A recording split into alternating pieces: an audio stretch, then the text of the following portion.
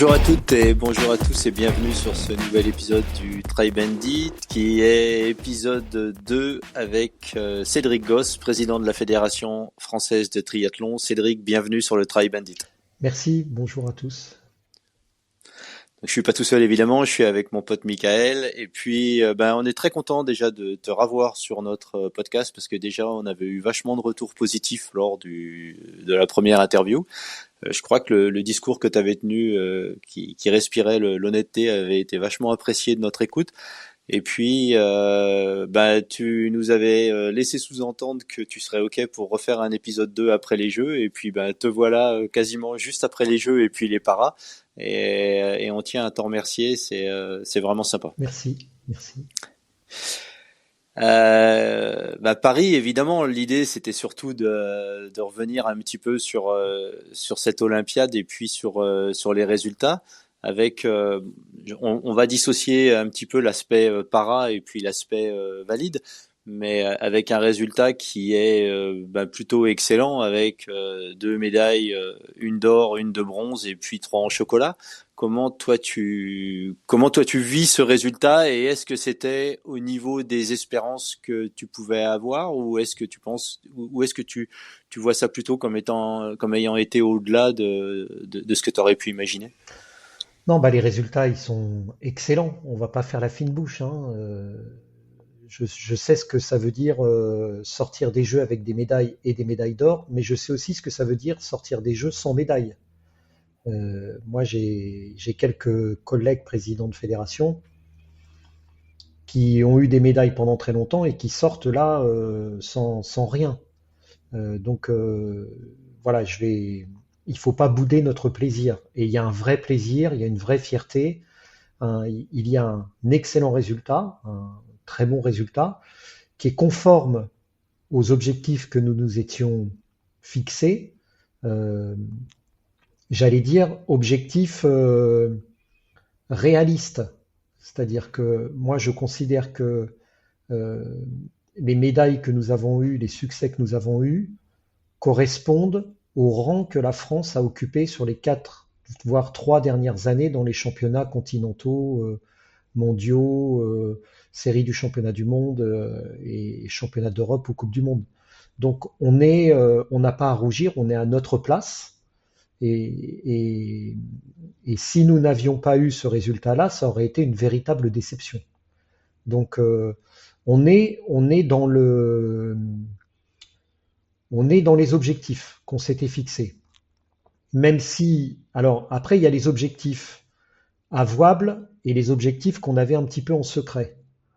Et les objectifs qu'on avait un petit peu en secret, c'était que j'ai partagé avec très très peu de personnes parce que je voulais pas.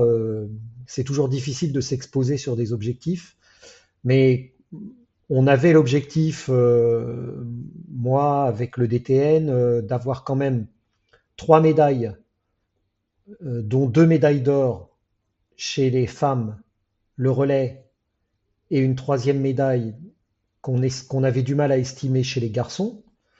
Donc on loupe la médaille du relais. Donc une petite déception quand même. Et puis chez les paras, on était, on a loupé 2, 3 médailles supplémentaires qu'on avait programmées, qui étaient jouables, qui étaient pas évidentes à gagner, mais dont on pensait qu'on avait la capacité à décrocher. Donc voilà, pour être très honnête. Pour être très honnête. Non, mais si tu veux, pour nous, d'un point de vue extérieur, c'est clair que quand on ramène une médaille, qui est la première médaille olympique en individuel sur le sport du triathlon, et surtout la façon avec laquelle Cassandre a géré sa course, et, et on peut dire ce qu'on veut sur Cassandre, mais la façon dont elle a géré la course, qu'elle l'a abordée, et elle a mené la course, elle a vraiment été en maîtrise. C'était clairement la meilleure athlète sur le jour et de voir Emma qui échoue juste sur la dernière marche, si tu veux, du podium, et on sait tous qu'au jeu, c'est 1, 2, 3 qui compte, hein. Tu fais 4, 5, 6, plus personne se rappelle. Alors effectivement, ça reste un grand résultat dans la hiérarchie mondiale, mais on sait tous que quand on finit quatrième, il y a un certain degré d'amertume à ce niveau-là, encore plus certainement aux Jeux Olympiques. Mais moi, je voulais revenir un petit peu sur la course homme et le fait que de la sélection avec Dorian qui faisait partie de la sélection qui a été maintenu dans la sélection en fait suite à son accident. Et alors je sais que c'est certainement compliqué et c'est pas dans un but de polémiquer si tu veux, mais moi j'avais pas très bien compris si tu veux à un moment qu'on maintienne Dorian sans qu'il ait pu refaire de course au plus haut niveau depuis son accident. Et il y avait un gros facteur inconnu sur sa capacité à performer au plus haut niveau. Et surtout, déjà on est des gros fans de Vincent Louis, donc forcément, si tu veux, on était un petit peu biaisé à ce niveau-là. Mais au-delà de ça, je pense que Vincent aurait eu un rôle à jouer dans le sens où il aurait certainement pu impacter la course d'une manière différente. C'est-à-dire que je pense qu'à aucun moment, Alexis et pas Alexis, pardon, Hayden Wild et puis Christian Blumenfeld auraient pu rentrer sur le deuxième groupe si jamais il y avait eu un Vincent qui aurait été devant, qui aurait très bien pu avoir une course de super domestique, si tu veux, pour arriver à maintenir un écart. Est-ce que toi, après coup, après la course, vu le déroulé de la course, est-ce que tu penses que le fait d'avoir maintenu la sélection telle qu'elle était, c'était le meilleur choix qu'il y avait à faire? Ou alors, encore une fois, on veut pas refaire l'histoire, hein, mais si tu veux, moi j'ai pas très bien compris à un moment qu'on maintienne Dorian avec cette grosse inconnue sur son niveau de forme, en sachant qu'on avait un Vincent qui lui avait le potentiel de tirer le groupe de devant et qu'il fasse que jamais ça rentre de derrière, quoi. Alors évidemment, c'est toujours facile un petit peu de refaire l'histoire. Euh, On refait voilà, la course, ouais, c'est on un peu refait la ça. course. Euh, Moi, j'ai comme principe, comme président de la fédération, de mettre les personnes en responsabilité. Mais par contre, il faut qu'on m'explique les choix. Et là, concernant la sélection, lorsque le DTN m'a fait part de sa sélection avant l'annonce, et qu'effectivement il fait le choix de Dorian plutôt que de Vincent, je dis, j'ai demandé pourquoi, sur quoi ça se fonde, euh, et quelles étaient les garanties que nous avions avec Dorian. Ça a été ma première question parce que je savais évidemment que ce sujet, il était extrêmement sensible. Sur le pourquoi, j'allais dire, il y avait, ah, nonobstant la blessure de Dorian, en termes de performance sportive, le DTN a réfléchi de la façon suivante. Quels sont, sans évoquer, sans parler de la blessure, hein, mais quels étaient les athlètes qui avaient la capacité d'aller décrocher la médaille? Voilà, le sujet, c'était celui-là. C'était pas quels étaient les athlètes qui feraient le top 10, c'était quels athlètes étaient en capacité de décrocher une médaille. Si on regarde, chiffres à l'appui, data comprise, tous les éléments d'analyse des courses, il n'y avait pas photo sur la sélection, sur la sélection. Après, il y avait le sujet de la blessure. Et le sujet de la blessure, moi, ma question a été de dire au DTN, qu'est-ce que l'on fait pour s'assurer que Dorian sera prêt et en capacité de répondre à cet objectif d'aller décrocher la médaille? Et donc, il y a eu deux choses qui ont été faites et qui ont été communiquées aux athlètes et à Vincent, dont on a d'ailleurs demandé à Vincent de se tenir prêt, puisque nous avions un délai d'un mois nous permettant de revenir éventuellement sur la sélection s'il y avait eu des interrogations. Donc nous avons mis en place un suivi médical encadré par la fédération auprès de Dorian, c'est-à-dire que nous demandions à Dorian évidemment de se soigner, mais on a fait des examens médicaux pilotés par le médecin fédéral. C'est le médecin fédéral qui s'est assuré de la guérison et de la guérison entière sur le plan médical. IRM, radio, manipulation, voilà. Dorian, c'était pas lui, il allait pas voir un médecin, son médecin généraliste pour dire c'est bon, je me sens mieux. Non, non, il y avait vérification et validation par le staff médical. Et ensuite, il y avait analyse des données euh, que nous collectons chaque jour sur les données data des entraînements de Dorian. Voilà, qui nous permettaient, puisque on a toutes ces données, on a toutes ces données enregistrées, qui nous permettaient de dire que Dorian affichait des données de performance comparables, comparables à ce qu'il affichait avant les derniers championnats du monde où il a été titré. Voilà, que ce soit en natation, que ce soit. Et ensuite, il y a eu des tests physiques avec un cadre de la DTN qui a été sur place et qui a chronométré. Voilà. Donc, la deuxième garantie physique. Après, il y a le sujet, et que j'ai entendu et que beaucoup de personnes me disent, oui, mais pourquoi est-ce qu'il n'a pas couru? Pourquoi est-ce qu'il n'a pas fait Hambourg avant? Ça lui aurait remis une course dans le rythme. Voilà. C'est vrai, c'est peut-être un sujet, c'est vrai, pour tout vous dire.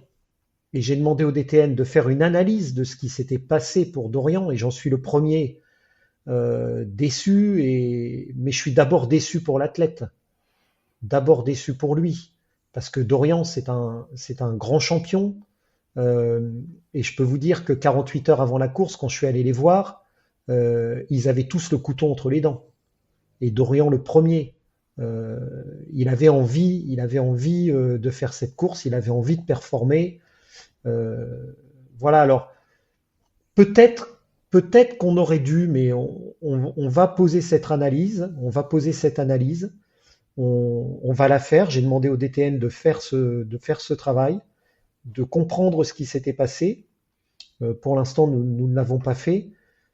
Mais moi, je peux pas répondre de savoir si il y avait aussi un autre risque, hein, c'était une nouvelle chute. Il y avait la crainte aussi 15 jours avant les Jeux de voilà. Ensuite, et je suis un peu long, mais comme tu m'as lancé sur le sujet, il y avait la question. Non, non, mais le but c'est vraiment qu'on t'écoute. Alors, et c'est super intéressant ce que tu dis parce que si tu veux, c'est vraiment ce que tu nous racontes, c'est ce qui se passe de l'autre côté du miroir que nous on voit pas quoi. Moi, par exemple, j'avais dit, je vais être très honnête, j'avais dit avec le DTN, moi je vois la sélection proposée, pour moi elle est légitime, elle est cohérente, et les moyens mis de surveillance par rapport à la blessure de Dorian me paraissent bien encadrants et nous donnent des garanties. Voilà. On l'a échangé avec Vincent, ça, hein. C'est-à-dire que Vincent avait la connaissance parce que on a été transparent jusqu'au bout. Donc euh, ensuite sur la course, sur la course, de la façon dont la course s'est déroulée. La course, elle s'est déroulée sur le scénario le pire pour nous. C'était le scénario qu'on voulait pas. C'est-à-dire en fait où tout le monde posait le vélo en même temps. Et honnêtement, sur le lieu de la course, quand ils ont tous posé le vélo en même temps, avec le DTN, on a eu un petit échange rapide et on s'est dit, ça va être dur. Il y avait des réminiscences de Londres 2012 un petit peu, peut-être. Ouais, ouais, on s'est dit, et puis on avait des éléments, on a des recueils de données qui nous disaient que Alexis, il court à telle vitesse, Hayden Wild, il court à telle vitesse, et nous, on est à 20 secondes, 25 secondes derrière, quoi. Voilà, mais jamais on les a véritablement battus. Euh, et puis c'est la course. Il y a eu victoire sur Eden Wild et sur Alexis que sur certains scénarios de course C'est qui ne ça, se situent jamais dans le cadre où à T2 c'est un gros pack. c'est ça, c'est ça. Donc on savait que C'est pour ça que la médaille de Léo, elle est Magique. extraordinaire. Elle est magique. C'est une performance de très haut niveau qu'ils ont réalisé. Dorian et Pierre, hein, parce que j'oublie pas Pierre, c'est du très haut niveau ce qu'ils ont fait. Moi, donc ça, il y a le regroupement en vélo. À la fin de la course, je dis à Léo, mais est-ce qu'à un moment il n'était pas possible de créer des ruptures en vélo? Parce les trois Français étaient ensemble, hein. Ils étaient ensemble. Et on sait que Dorian, il a fait une très bonne course vélo, hein. Léo, c'est un gros cycliste. Est-ce que vous aviez pas la possibilité de créer de la rupture? Et Léo, il m'a dit, écoute, on roulait à 50 à l'heure. Et quand je me mettais devant le pack, c'était 550 watts. Donc on pouvait pas sortir. On pouvait pas sortir. Donc je suis pas sûr euh, que même si Vincent avait été dans la course à ce niveau-là avec le pack, il aurait été en capacité aussi de créer la rupture. Alors peut-être dès le début, Et peut-être dès sans le début. parler, et sans parler de rupture, est-ce que éviter le regroupement, ce qui avait été le cas sur Rio par exemple, parce qu'à Rio, il y a 7 échappés et ils font 1, 2, 3, 4, 5, 6, 7 respectivement, pas dans l'ordre qu'on aurait souhaité à l'époque, mais certainement qu'à T2, il y aurait eu des faiblesses, enfin des forces qui auraient été un tout petit peu attaquées par rapport à un travail vélo qui aurait été plus important si jamais l'échappée avait poussé un petit peu plus loin. Et donc là, du coup, on change peut-être de paradigme et on est sur un sport individuel, mais où il y a beaucoup de nations qui réfléchissent aujourd'hui en sport collectif, où on voit bien que Eden, s'il n'a pas son collègue, il revient pas. C'est son collègue qui Ouais. s'est sacrifié pour ramener le pack. Et du coup, est-ce que ça a été envisagé au niveau de la FF Street de se dire, c'est très dur, hein, j'imagine, de se dire à un athlète, bah, aujourd'hui, tu vas peut-être pas courir que pour toi, mais aussi pour ton équipe. Est-ce que ça a été envisagé ou à aucun moment ça a été posé sur la table? Ça, oui, ça a été envisagé. Ça a été envisagé. Mais ce qui a été envisagé, c'était pas l'idée d'aller sacrifier un athlète pour d'autres. Parce que on a un problème de riches. C'est exactement ce que j'allais dire tout à l'heure quand Mika a pris la parole, c'est que il y a des nations comme la Nouvelle-Zélande où ils avaient un gars qui était clairement au-dessus et puis derrière ils pouvaient se permettre d'avoir des domestiques. Nous, on a vraiment un problème de riches. C'est comme si jamais on avait une équipe cycliste où on avait Pogačar, Vingegaard et puis Roglic qui étaient dans la même équipe, quoi. Va dire à Pierre Lecor ou à Dorian, sacrifiez-vous en vélo, donnez tout ce que vous avez euh, pour emmener Léo le plus frais possible sur la course à pied. Alors que potentiellement, et ils le démontrent, et ils l'ont démontré, que Dorian, il est capable de créer la rupture lui-même, ou que Pierre, il est capable de faire des places remarquables. C'est c'est compliqué ça, quand tu t'adresses à des athlètes de ce niveau-là. Voilà. Euh, ce qui avait été le scénario sur lequel nous avions basé plutôt notre course, c'était une natation qui était très difficile, une natation qui créait la rupture, un premier pack vélo qui se détachait, sur lequel on savait que sur les 3 premiers tours, il fallait mettre la poignée dans le coin, et puis ne pas réfléchir et vraiment y aller, y aller, y aller, et créer des alliances avec des athlètes étrangers dont on savait qu'ils ne seraient pas dangereux à pied et qu'on pourrait emmener. En fait, le deal, c'était de leur dire, écoutez, vous collaborez avec nous et vous êtes sûr de faire des places aux Jeux Olympiques qu'en gros, vous ne serez jamais en capacité de faire. Parce que vous allez nous suivre. Et ça, les athlètes, ils y avaient travaillé un petit peu dans les liens qu'ils avaient avec d'autres, mais ça s'est pas fait comme ça. Voilà. Et j'avais une question à poser qui est très, peut-être très bizarre et très arriérée, mais avec un ancien règlement. Est-ce qu'il n'y avait pas eu quelques Olympiades avec des dossards distribués d'office pour le pays organisateur? Alors je n'ai pas ce. Il me semble qu'à Sydney et je crois Pékin, c'était le cas. C'est possible parce on était au début de l'entrée du triathlon aux Jeux Olympiques, donc c'est possible qu'il y ait eu ça. Mais c'est plus le cas, donc. Ah non, c'est plus le cas. C'est plus le cas. Parce que du coup, à un moment donné, avoir un 4e français, ça aurait pu faire basculer la course. Comment il était, Cédric Goss, quand il y a eu le report des courses suite à la qualité de l'eau, et comment tu voyais? Parce qu'en fait, ça faisait partie d'une grosse discussion, puis c'était fini, ça tombait même à devenir risible dans tous les médias étrangers, etc. Et nous, on est relativement présents, on écoute pas mal de podcasts étrangers. Et il y avait un moment où moi j'avais envie de prendre mon sabre de chevalier, de preux chevalier, et puis d'aller égaliser tout ça, parce qu'on entendait vraiment de tout et n'importe quoi sur les qualités des eaux, la quantité de déchets qui étaient rejetés, etc. Mais c'est vrai que le fait que le premier report qui a eu lieu, en fait, et à un moment, moi j'ai vraiment eu l'impression qu'on allait droit dans le mur, on faisait face à une catastrophe. Bah, ça a été des moments pas simples quand tu me demandes comment j'étais. Moi, je pensais pas me mettre dans cet état-là pendant les Jeux Olympiques et même les Jeux Paralympiques. J'ai vécu un grand moment de tension, de stress. Euh, 2 jours précédant la course, je me réveillais toutes les heures.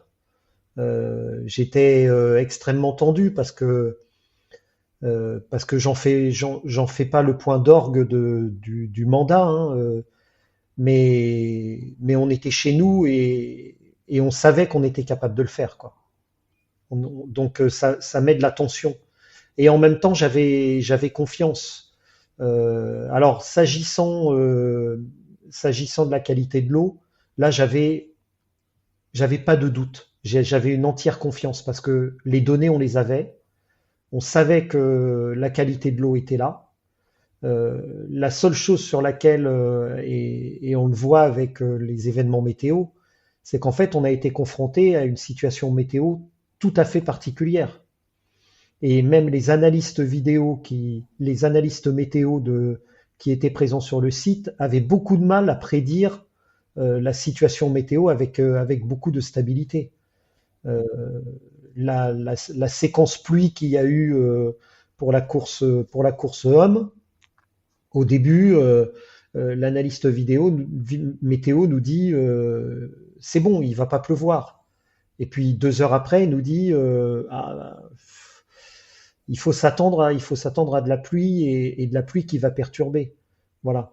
Mais par contre, les relevés que nous avions depuis le mois de juin, juillet, nous montraient que la trajectoire était la bonne. Donc ça c'était extrêmement rassurant. Entre les Jeux olympiques et les Jeux paralympiques, il y a eu 25 jours de stabilité de qualité de l'eau. 25 jours. Donc on savait que les pouvoirs publics avaient réussi à stabiliser ça. Et d'ailleurs, les analyses de l'eau, on les a publiées, elles étaient bonnes, mais après, on a dû faire face à des phénomènes météorologiques, mais qu'on retrouve par ailleurs. Moi, je suis parti en vacances, je suis parti 8 jours en vacances entre les Jeux olympiques et paralympiques dans le sud de la France. Une nuit, on a pris un orage. Les plages, là où j'étais, elles ont été fermées 48 heures. Hein. Moi, ce qui m'a vachement surpris, si tu veux, sur l'aspect natation, bon, effectivement, il y a eu ce report. Au final, c'était bien parce que ça nous a permis de voir les 2 courses dans la foulée, et j'ai trouvé qu'en termes de spectacle, peut-être qu'il y avait un enseignement à prendre au niveau des futures organisations des Jeux, d'avoir la course femme et la course homme à la queue leu-leu. J'ai trouvé que c'était quand même vraiment bien. Mais moi, c'était le débit de l'eau de la Seine, en fait. On voyait les athlètes au moment où les vues aériennes, avec une fois qu'ils ont pris le demi-tour, c'était vraiment impressionnant ce courant qu'il y avait quand ils étaient autour de la pile du pont Alexandre III là. Enfin, ils n'avançaient vraiment rien du tout, quoi. C'était vraiment impressionnant, quoi. Oui, c'est vrai que c'était très très impressionnant, très dur. Euh, et et celui ou celle qui ne remontait pas près des péniches prenait très très cher, hein. Euh, D'ailleurs, sur le relais de Cassandre, elle casse à un moment sa trajectoire. Plutôt que de rester le long des péniches le plus longtemps possible, elle repasse dans le centre de la Seine. Et là, on voit bien que ça lui met le coup d'arrêt, quoi. Euh, ouais. Non, mais ça a été des conditions très difficiles, ouais. J'étais vachement critique, moi, du setup, si tu veux, en plein Paris, sur le pont, etc. Sur le papier, si tu veux, ça me paraissait extrêmement compliqué. Je dois bien reconnaître que d'un point de vue télévisuel, télégénique en termes de spectacle, malgré le fait qu'on ait eu des conditions météo qui n'étaient pas les meilleures, euh, c'était quand même, je pense que c'était quand même la plus belle retransmission de triathlon qu'on ait pu assister cette année. Paris, c'est quand même une belle ville. Et c'est vrai que cette transition située sur le pont avec le finish, c'était quand même vraiment, enfin, c'était parlant et je pense que c'était extrêmement vendeur pour le monde du triathlon. Avec un bémol pour moi qui était le parcours vélo parce que on a pu assister à la course cycliste sur route quelques jours après le triathlon où il y avait ce passage dans Montmartre. Et je sais pas si, ben, j'imagine que tu as dû en voir des images où il y avait 10 personnes de chaque, enfin, 10 rangées de personnes de chaque côté. Et je me disais que quand même, putain, si on avait fait passer le triathlon à la fois en termes de difficulté là-bas et puis en termes de spectacle, ça aurait certainement ajouté quelque chose. Si c'était à refaire et si tu avais eu la main dessus, toi, tu t'aurais choisi un parcours un petit peu différent en ayant vu ce qui s'était passé, si tu veux, sur la course cycliste, quoi. Et je serais pas étonné que dans les années futures, on ait des épreuves du Tour de France ou quelque chose comme ça, la dernière épreuve qui passe par Montmartre, parce que on a vraiment vu un engouement populaire, on a vraiment vu des gens qui se rendaient sur cette place-là parce que c'était spectaculaire. Bah, pour tout vous dire, nous, Fédération française de triathlon, on n'a pas du tout été consultés sur le dessin du parcours vélo.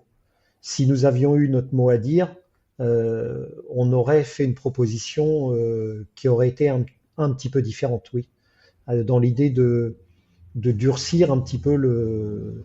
D'ailleurs, il n'y a pas besoin d'aller très loin, hein.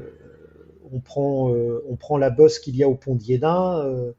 Euh, voilà, déjà cette bosse-là, elle aurait pu être très intéressante à prendre aussi.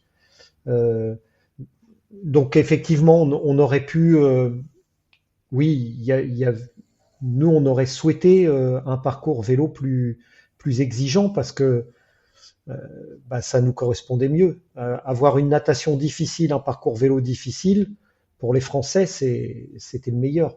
Et puis, je reviens par rapport à ce que tu disais sur la visibilité. Euh, on a fait chiffrer, hein, la, le retour média que nous avons eu, c'est-à-dire la valorisation média que nous avons eue. C'est-à-dire que s'il avait fallu payer tous les passages que nous avons eus à la télévision, en prime time, dans les journaux télévisés, dans la presse, s'il avait fallu que la fédération elle paie tout ça, on a fait valoriser par notre agence de presse ce retour média, c'est 15 millions d'euros. Donc 15 millions d'euros. Donc la fédération, pour vous donner un ordre d'idée, c'est 9 millions de budget. Donc jamais nous n'aurions pu et jamais nous ne pourrons accéder à ce niveau de médiatisation. Au test event, on l'avait déjà fait évaluer. Au test event, c'était 1,5 million d'euros. Le test event.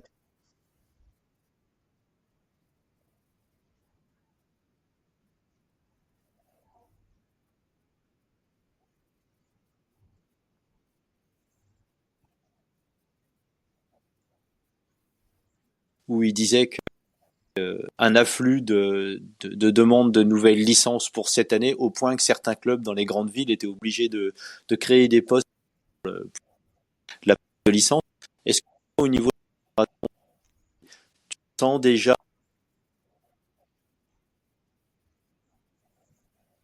Oui, oui, oui, oui. Alors, on a une vraie dynamique euh, au siège fédéral, le service adhésion l'a identifié, ça. On a une vraie dynamique à la fois de reprise de la licence, de renouvellement des licences, qui est en avance par rapport à l'année dernière, mais très en avance, c'est-à-dire que les, les licenciés de cette année reprennent massivement leur licence dès maintenant. Et on a créé en une semaine 2500 licences supplémentaires en une semaine au niveau national. Donc on est sur une trajectoire de plus de 40% là. Voilà. Alors après, en fonction des régions, c'est un peu différent. En fonction des clubs, c'est aussi un petit peu différent parce que effectivement, on se retrouve confronté à des endroits où des clubs sont déjà presque un peu à saturation avec les créneaux natation. Euh, mais bon, comme la plus grande totalité de nos clubs, ça reste des petits clubs, on a encore une marge d'absorption possible. Voilà. Mais il y a des clubs qui refusent du monde, oui. Il y a des clubs qui malheureusement refusent du monde.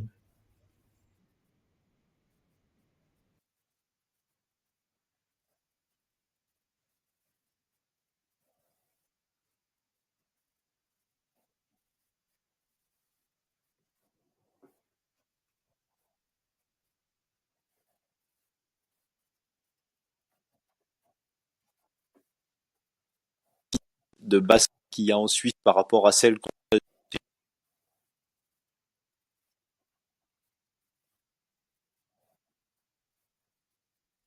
on est lié nous à l'utilisation de créneaux piscines. Nos clubs de triathlon utilisent des créneaux piscines et il y a un moment où le nombre de lignes, malheureusement, on peut pas les multiplier. Mais c'est vrai que j'espère que, enfin, si tu veux, ces jeux pour moi, ça a vraiment été un spectacle fantastique et j'ai vraiment trouvé que le triathlon avait trouvé sa place vraiment comme étant un sport majeur des grands sports, si tu veux, du triathlon au même titre que la natation ou l'athlétisme ou les choses comme ça. Et tu sais, on entend de temps en temps, il se murmure plus ou moins que l'évolution du triathlon auprès de la fédération internationale, peut-être que la distance olympique va être amené à évoluer vers une autre pratique. Comment tu vois ça, toi, aujourd'hui? Est-ce que tu penses que la distance olympique telle qu'on la connaît aujourd'hui, 1500, 40 et 10, c'est quelque chose qui doit rester? Ou est-ce que tu verrais plutôt d'un bon œil que la fédération internationale dise, bah tiens, les Jeux de Los Angeles ou les Jeux suivants, bah, peut-être que le format du triathlon sera amené à évoluer avec un truc genre la Super League, un triple mixte ou l'amener sur le sprint ou quelque chose avec un contre-la-montre le matin et puis un départ en chrono un petit peu comme certaines épreuves de biathlon, tu sais, où tu as une course très courte le matin et puis un départ en contre-la-montre l'après-midi. Comment tu vois ça ou est-ce que toi tu es plutôt conservateur en disant la distance olympique c'est quand même la distance reine? J'aurais voulu avoir un petit peu ton avis là-dessus. Alors, déjà dire que le triathlon n'est pour l'instant, a priori, sur au moins les deux prochaines Olympiades, euh, n'a pas trop de soucis à se faire sur son maintien dans l'aventure olympique. Ça, c'est important. C'est un sport qui est reconnu comme étant un sport, c'est un sport bankable dans l'aventure olympique. Voilà, il a Légitime dans le totalement programme des JO. légitime dans le programme. Ouais. Voilà. Après, moi personnellement, et, et j'ai aussi le retour de personnes qui euh, qui sont pas forcément triathlètes. Là, en fait, c'est les avis divergent. Moi, j'ai remarqué que la population triathlon dit c'est trop long, il faut un format plus court, il faut un format plus dynamique. Ceux qui font pas de triathlon, euh, ça les gêne pas, quoi. Ça les gêne pas trop. Euh, Moi, j'aurais plutôt tendance, je serais plutôt enclin si ça tenait à moi, à redescendre sur un format sprint. Voilà. Euh, Après, je suis pas très chaud sur des formules hybrides comme la Super League euh, propose. Voilà, je trouve que c'est très bien à la Super League, mais, mais pas sur une formule olympique. Est-ce qu'il y a une concurrence, entre guillemets «médiatique», entre justement ce format, Super League et par exemple, le Grand Prix? Parce que quelque part, ça peut se retrouver un peu en frontal. Est-ce que c'est quelque chose qui peut fonctionner en synergie ou c'est quoi le point de vue et de Cédric et de la Fédé sur cette ligue parallèle? Bah déjà, tout ce qui permet de faire connaître le triathlon, de le rendre plus visible, moi je trouve que c'est une bonne chose. Donc il n'y a pas d'opposition avec la Super League. Voilà, j'ai pas du tout d'opposition avec. Je trouve que c'est une initiative très intéressante. Euh, Maintenant, moi je souhaite pas comparer l'ex Grand Prix qui maintenant s'appelle le Lindals Pro Plus Series avec la Super League. Euh, pour moi, ce sont deux choses très différentes. Ce sont deux conceptions différentes. Et, et moi, je veux pas me comparer. Euh, on a des histoires différentes, on a des ADN différents, on n'a pas les mêmes moyens. C'est incomparable, incomparable, les moyens des uns et des autres. Euh, donc, moi, je suis pas en concurrence. Je trouve que ça a le mérite d'exister. Euh, on a aidé, on a aidé la Super League à venir s'implanter en France. Voilà, on a des rapports cordiaux. Je regrette néanmoins que parfois la Super League n'écoute pas trop pour implanter ses épreuves et il l'a déjà fait une fois, a mis une Super League en face d'un Grand Prix. Là, je trouve que c'est dommage. Je trouve que c'est dommage. Voilà, parce que il y a possibilité d'exister à deux quand même. Ah, je pense qu'il y a de la place pour tout le monde. Ouais.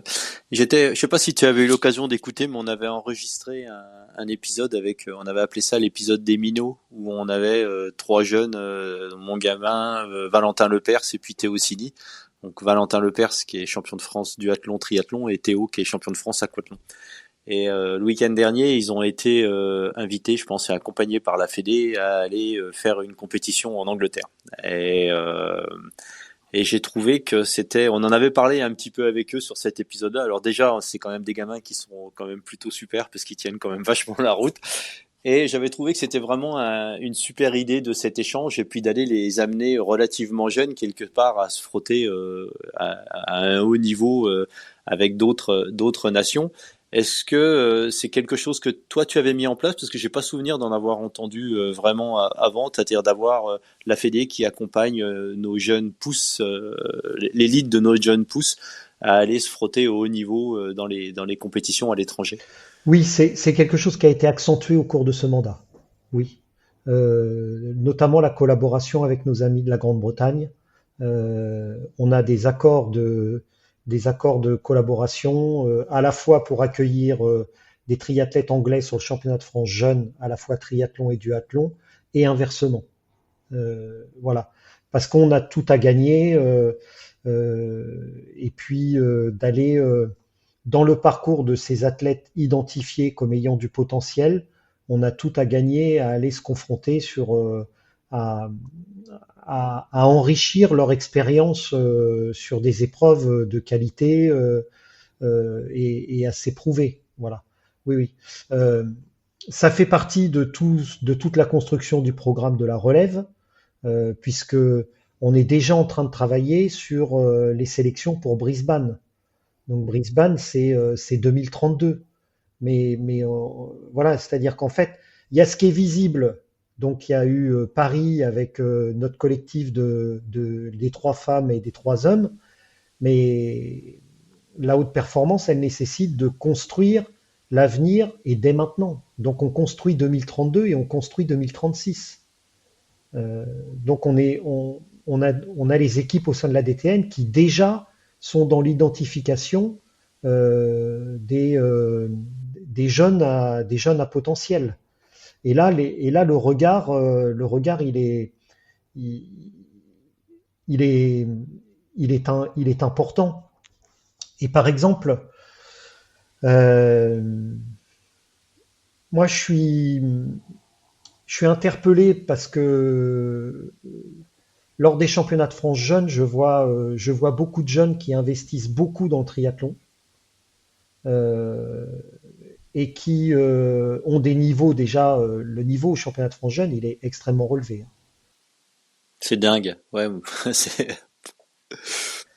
Mais et c'est le travail de la DTN aussi, et les cadres de la DTN, les entraîneurs font ce travail-là avec les clubs.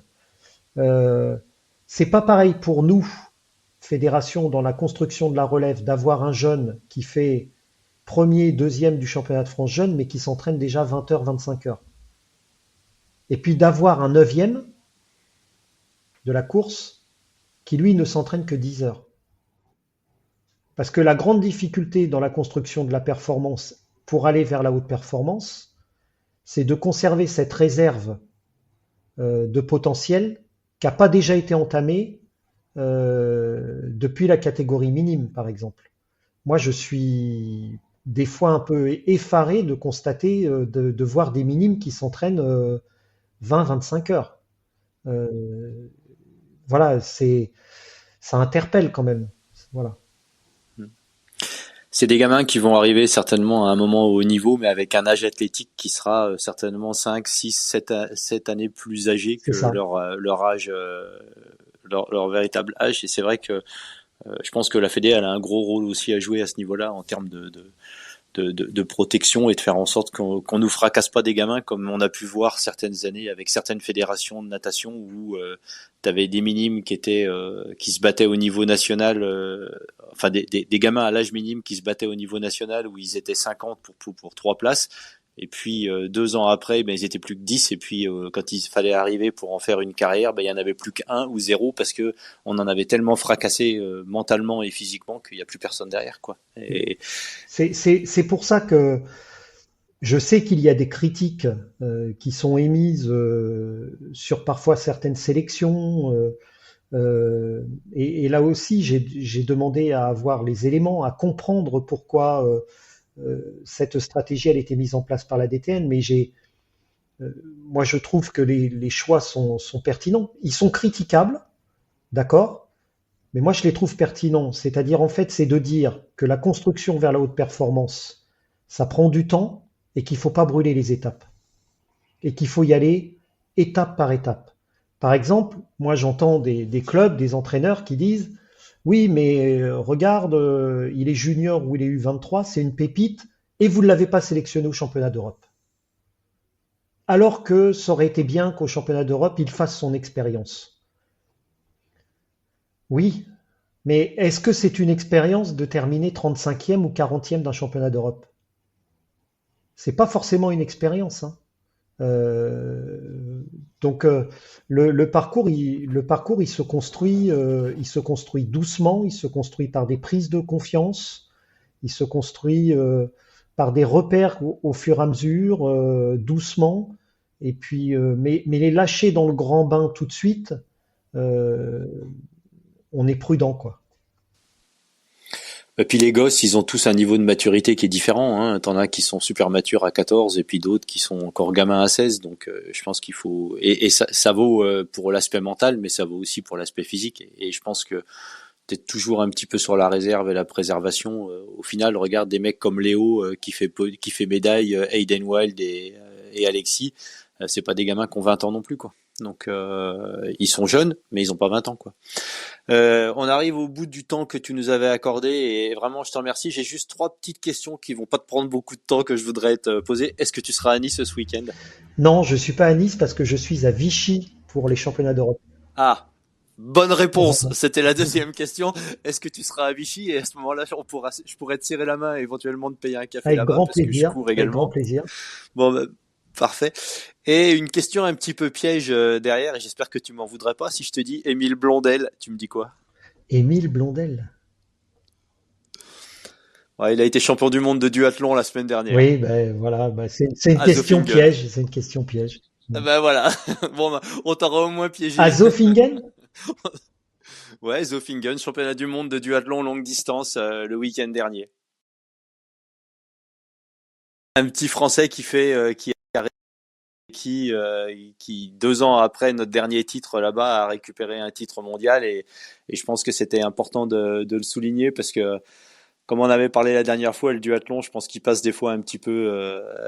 Il est pas mis sous les lumières, mais c'est surtout si tu veux que moi ce que je voulais au-delà de ça, je voulais vraiment souligner que on a vraiment un sport aujourd'hui que ça aille des distances olympiques où on ramène des médailles en valide et en para.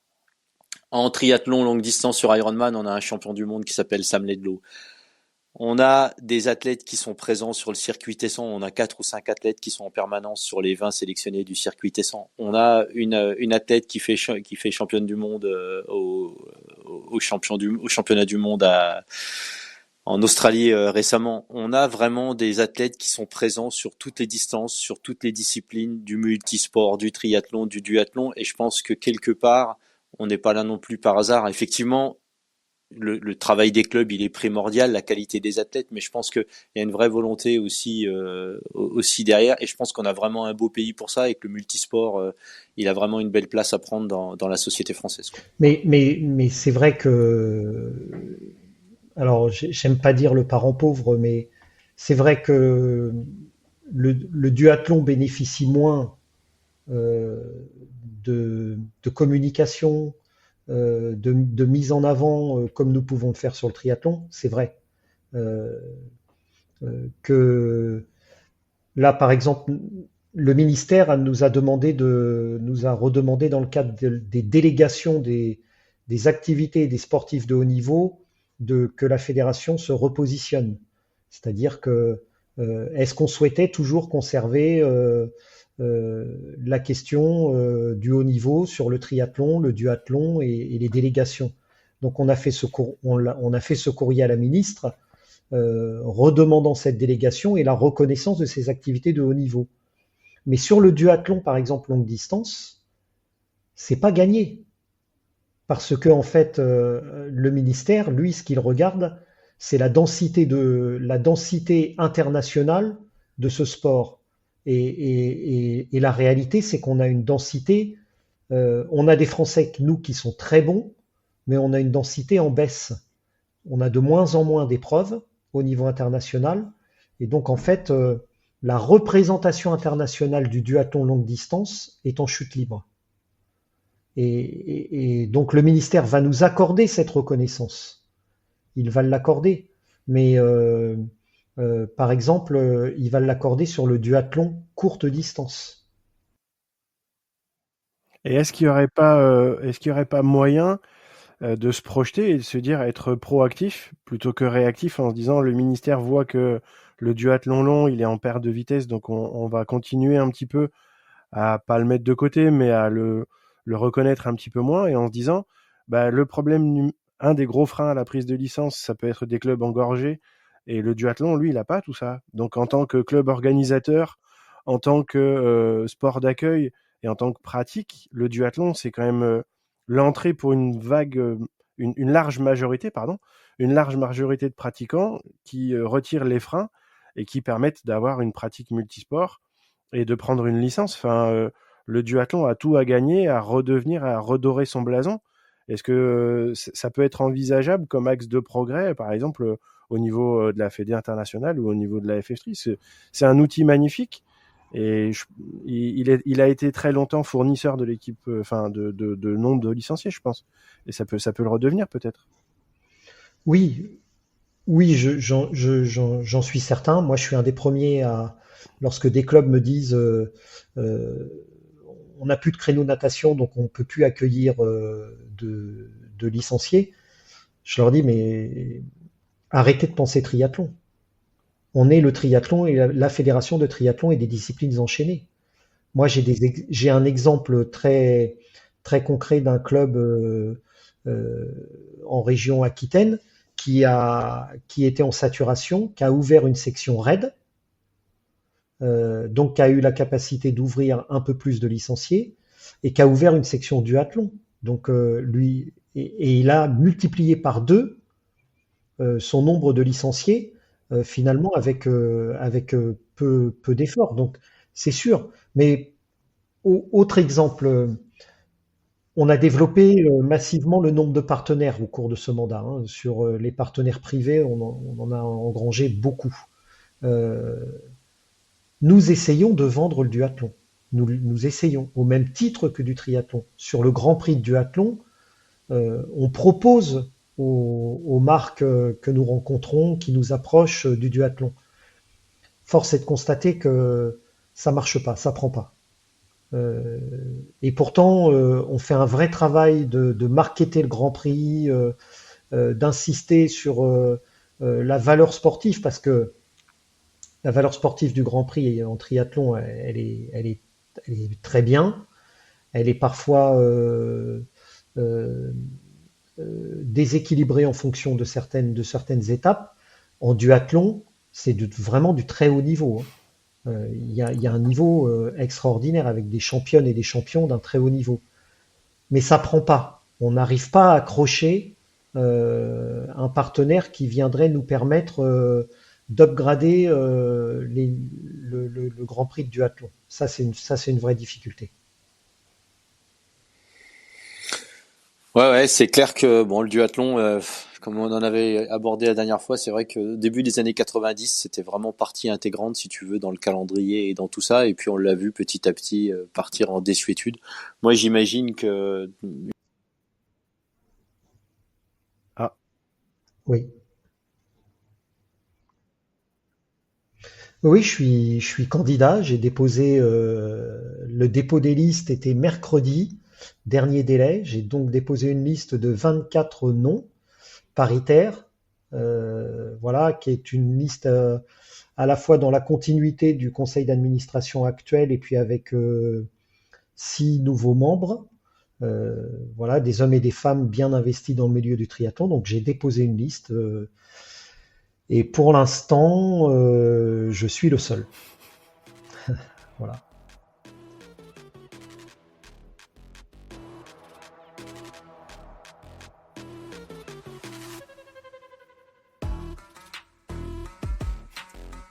très bien.